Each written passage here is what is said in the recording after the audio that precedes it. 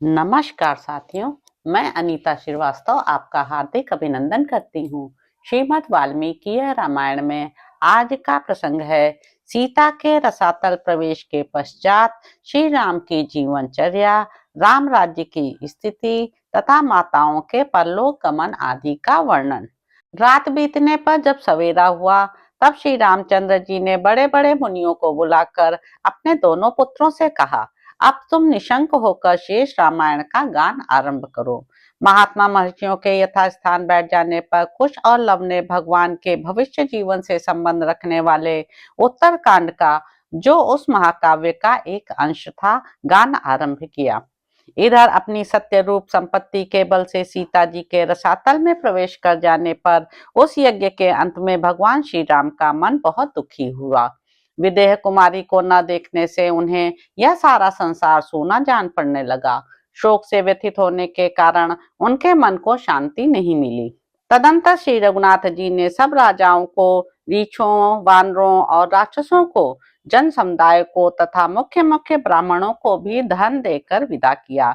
इस प्रकार विधि पूर्वक यज्ञ को समाप्त करके कमल नयन श्री राम ने सबको विदा करने के पश्चात उस समय सीता का मन ही मन स्मरण करते हुए अयोध्या में प्रवेश किया। यज्ञ पूरा करके रघुकुल नंदन राजा श्री राम अपने दोनों पुत्रों के साथ रहने लगे। उन्होंने सीता के सिवा दूसरी किसी स्त्री से विवाह नहीं किया। प्रत्येक यज्ञ में जब जब धर्म पत्नी की आवश्यकता होती, श्री रघुनाथ जी सीता की स्वर्णमयी प्रतिमा बनवा लिया करते थे। उन्होंने 10,000 वर्षों तक यज्ञ किए, कितने ही अश्वमेघ यज्ञों और उनसे 10 गुने वाजपेयी यज्ञों का अनुष्ठान किया, जिसमें असंख्य स्वर्ण मुद्राओं की दक्षिणाएं दी गई थीं। श्रीमान राम ने पर्याप्त दक्षिणाओं से युक्त अग्निष्टोम, अतिरात्र, गोसव तथा अन्य बड़े बड़े यज्ञों का अनुष्ठान किया, जिनमें अपार धनराशि खर्च की गई थी। इस प्रकार राज्य करते हुए महात्मा भगवान श्री रघुनाथ जी का बहुत बड़ा समय धर्म पालन के प्रयत्न में ही बीता। ऋक्ष, वानर और राक्षस भी श्री राम की आज्ञा के अधीन रहते थे। भूमंडल के सभी राजा प्रतिदिन श्री रघुनाथ जी को प्रसन्न रखते थे।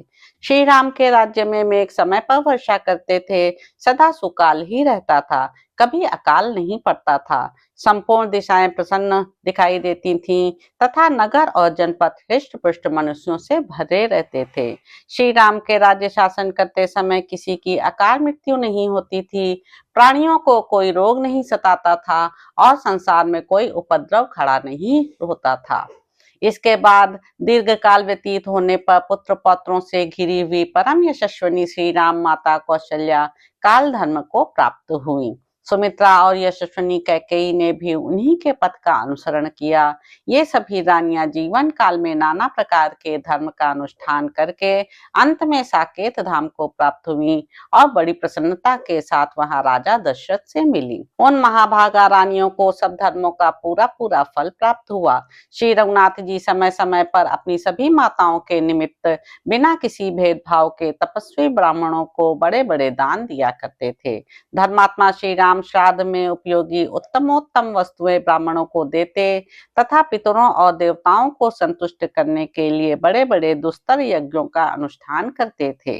इस प्रकार यज्ञों के द्वारा सर्वदा विविध धर्मों का पालन करते हुए श्री रघुनाथ जी के कई हजार वर्ष सुखपूर्वक बीत गए।